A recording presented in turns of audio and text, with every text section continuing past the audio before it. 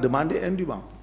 d'accord am na solo je pense que ci wàllu loolu noonu dañ ci am luñ ci gën a leer ñu dugg ci beneen wàllum reddition des comptes ak beneen coow fàttali ne yéen a ngi seetaan seen émission Le Grand Point tey ñu ci dalal Major Alioune Badara Kandji ñuy wax ci wàllum reddition des comptes ak dossier ki nga xamante ne moom moo di Farba Ngom Major yaa ngi reedee jamono ji nag moom dossier am dafa gën a diis ndax ginnaaw démb jàll na fi nga xam ne moo di ci kanamu parquet financier bi tey ki nga xam ne moo di Tahirou Sarr jàll na fa waaye nag nee nañ mbir ma gën na faf diis ci moom nga xamante ni moom moo di Farba ndax tuuba yi ñu gàlloon ci ndoddam am na yeneen yi nga xam ne gën na koo diis ñëw gane si leen mel moo ki nga xam ne moom moo di Tahirou Sarr ndax ñoom seen ëllëg gënul di lëndëm saa su nekk. Non, tu sais, au Sénégal loolu c'est normal quand le juge le magistrat voit une infraction xam nga délit dafa am deux théories il y a des délits contenus mais aussi dafa am beneen principe le cumul d'infraction et concours d'infraction c'est-à-dire benn fait bu ñu ci basé woo ci résultat bi. Ça peut émaner d'un cumul d'infraction ou d'un concours d'infraction.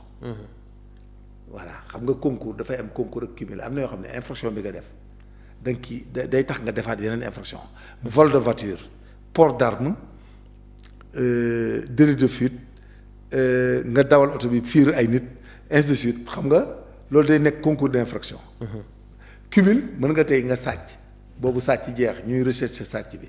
nga demaat rey nit fële nga demaat braquer fee violer fële mu nekk cumul d'infraction.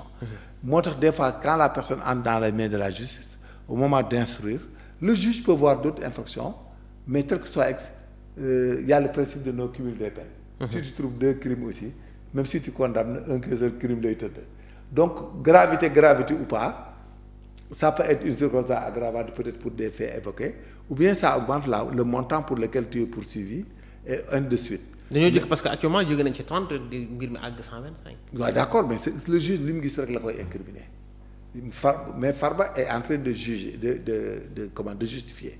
ak le juge li mu gis te leerul ci xelam da ko koy laaj ça ne veut pas dire qu'il a fait ça. c'est pas veut dire que ce que le juge a vu c'est ça mais juge bi daan ko man kat damaa gis fii paxum 100 léegi pax mi nu mu demee naa nga mun na ko lii lañ ci def lii lañ def juge bi di wàññi di élaguer. ce qu'on appelle de discriminer da ngay discrimination day am da ngay dindi ba mujj mën ngaa des si sax 10 milliards. mën nga dem ba ci fin ba mu des zéro mais les histoires de Farba au-delà Farba n'était pas au trésor ni à la perception publique Farba ne peut pas prendre l'argent là-bas de par ces documents qu'il établit et ni se faire payer par la force. C'est ce qu'ils ont payé, ils ont reçu des documents qui l'ont fait payer. Donc cela veut dire que l'affaire n'est pas encore terminée. Je pense que leur affaire là, il faut les laisser parce que Farba s'il est heureux, c'est un complice, les auteurs ne sont pas encore connus. Mais tey suñu ko analyser suñu jógee ci dans le cadre juste juridiquement ñu dugg ci laal ci wàllum politique mais tey Farba gis nañ ci at yi mu fi nekk ci Sénégal mais en si peu de temps est-ce que nit mën na liggéey alal joo xam ne toll na ni mel. mais loolu yàlla rek nga xam ak business bi ngay def xam nga mën nga nekk kuy business. te mu légal entre guillemets te mu légal. mën na légal mën nga nekk nit kuy liggéey ci or wala dem exploiter de l'or à Sabodala. nga toll ci tombe ci mine yu baax. mën nga dem jënd ay produits am ñu ko soxla nga jaay ko lu cher. c'est que foo lay bal gaa ngi nii ñu jënd gerte ci baykat yi à 300 francs moyen 200 francs lañ koy jëndee dem dajale ko Touba. bu heure bi bu jotee Touba fii boo demee marché grand yaa ngi jënd kilo bi à 800 francs. gerte xott bi yaa ngi koy jënd 800 ou 900 francs 3 fois le prix. Ou 4 fois le prix. de imagine te loolu nga jënd ci 1000 tonnes. 1000 tonnes tonne bu nekk égal 10 000 kilos ça te fait comment ça te fait combien de tonnes soo ko multiplié 1000 tonnes boo ko multiplié par 10 000 1000 kilos ça te fait ñaata 1000 kilos ça te fait 10 millions de kilos. 10 millions de kilos boo ci yokkee boo ko multiplié par 500 francs ñaata la. C'est la même chose. Tout peut être légal dans la vie comme tout peut ne pas être légal. C'est-à-dire maintenant, ce qu'il a gagné, c'est l'enrichissement illicite, qu'ils vont le poursuivre pour ça. Parce que quand quelqu'un détient un fonds ou mène un train de vie, il y a beaucoup de enrichissement illicite. La définition, c'est quoi? C'est le fait par toute personne qui, après consommation, n'est pas capable de justifier l'origine licite de son patrimoine ou de son train de vie. Maintenant, ce Michel-là va dire l'origine licite. Lañ koy laaj.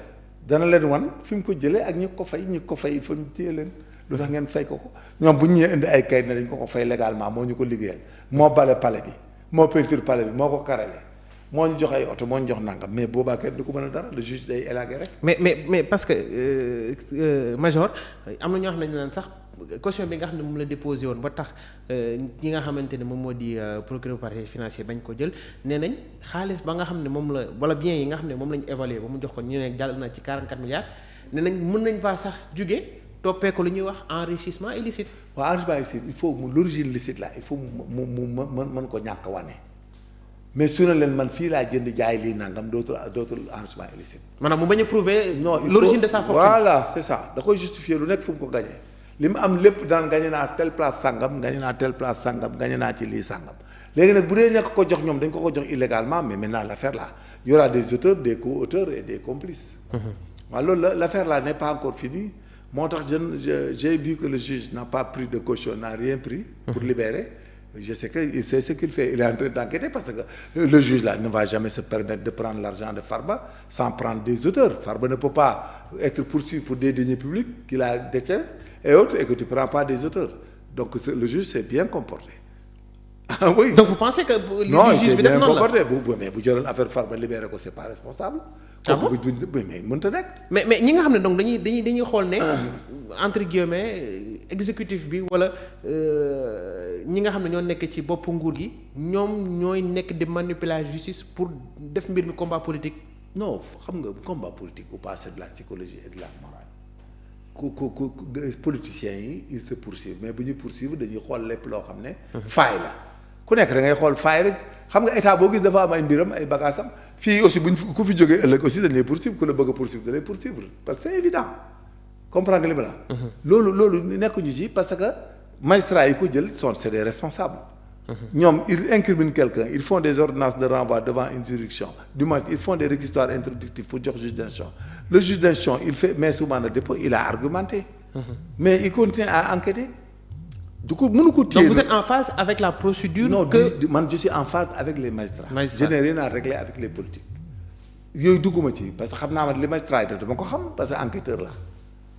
loolu moom amu ci liñ non dama cee xam lu leer loolu sa métier la def naa ko ba tey discutant naa ay commission rogatoire. damay enquête xam naa ni mu demee. juge bi il faut mu xool auteurs yi xaalis fi mu jógee ak ñi ko jox ñooñu juge bi wax gut ak ñoom mais juge boobu mënut a jël xaalisu Farba doo rek dem. non mënta nekk c'est irresponsable. mais dans ce cas est-ce que mënuñu leeral Sénégalais yi nga xam ne ñoom dañuy gis ne su fekkee wàllum xaalis kese moo tax procédure bi jóg est-ce que li gënoon mooy ñu téye caution bi maanaam. teg loxo def may mise ci alalam. non mënta nekk Farba li mu yor dafa am fu mu ko jëlee juge bi il faut mu xam ni ko jox ak ni ñu ko joxee mënu ko def noonu Farba du benn ak Covid bi nga xam ne yow dañ laa jox ne la dama jëndi. jëndoo du benn. dinañ boobu nañ Farba dafa gagné de l'argent en supposant que dafa liggéey. te liggéey bi juge bi xool dafa image juge bi dafa gis ne fa alal di jóge ci keesu buur la léegi nag keesu buur c'est des marchés qu'on te paye wala dara léegi Farba dana justifier bu lu mu justifier juge bi da koy dindi lu mu ci gisul nag loo xam ne nag dafa nekkoon ay labat yoo xam ne complicité la mais il prend tout le monde mais il s'est bien comporté loolu boo ko defoon c'est irresponsable su defoon noonu bàyyi leen ñu dem jël seeni xaalis quelque moo ci dem. loolu c'est pas responsable ça va rattraper le pays ça va rattraper la justice même. donc voilà que il est en train de faire des investigations il fait des commissions rogatoires il fait des enquêtes en lui-même il fait des réquisitions il est en train de mi ngi dajale ay informations. à l'issue nag il analyse toutes les informations après il va en déduire des kii. des conclusions de droit. léegi danaan vu que les tentants ont été justifiés par monsieur Farba Ngom vu que des montants tels n'ont pas été justifiés dans le nangam et donc le préjudice qui n'a pas été justifié se chiffre au montant de tel en conséquence et du fait que monsieur Farba Ngom accepte de rembourser les fonds nangam les fonds litigieux et nangam jàng par ailleurs nag mu dem ci ñi ko joxoon indûment. donc cette enquête c'est une enquête générale. donc il faut les laisser faire leur enquête. d'accord attendre quoi. mais xam nga quand on part dans la psychologie. tous les opposants politiques comme ñoom ñi fi nekkoon koo ci jàppaan même bu reyee nit sax danaan reyu ma di weddi. mais tandis que li ñu la doon toppee juges yooyu c'est les mêmes magistrats. dëgg la il faut pas aujourd'hui que magistrats yi fi nekk di def dëgg nga bëgg a wax ñi fi nekkoon deful dëgg ñëpp a doon def dëgg ñoom ñëpp lu ñu mës a incriminer ak lu ñu mës a def lu légal la te dëgg la. point barre ah. am na solo. waaw lépp lu ñu mës a def légal na dëgg la léegi nag maintenant les politiques ñoom c'est eux qui ont la psychologie. de discréditer des magistrats si présents ou des magistrats présents ultérieurement ñoom ñooy def jeu boobu di wax rek di dem. politiciens yi waaw politiciens ñoo koy def tous les politiciens loolu la c'est comme ça c'est tu sais la. mais maintenant vous en tant qu'acteur politique. non mais nous on marche pas dans cette psychologie. Okay. man du ma nangu dugg ci boobu domaine di def loo xam ne non da man lu may def dama ciy seetaale yàlla ëllëg parce que lu amal njariñ bu ci yàlla àndul mais am na yoo xam ne nit ñi di seetatuñ ko da ngay toog ci télé sax di wax loo xam ne lay wóor ni li bàkkaar bu dul jeex nga ci jëlee mais da ngay c'est de la délation tu dis tu n'importe quoi. donc yow politique boobu àndoo ci. non pas du tout baaxul et voilà le résultat moo tax affaire yi manumili bi am ni pourtant c'est les mêmes magistrats.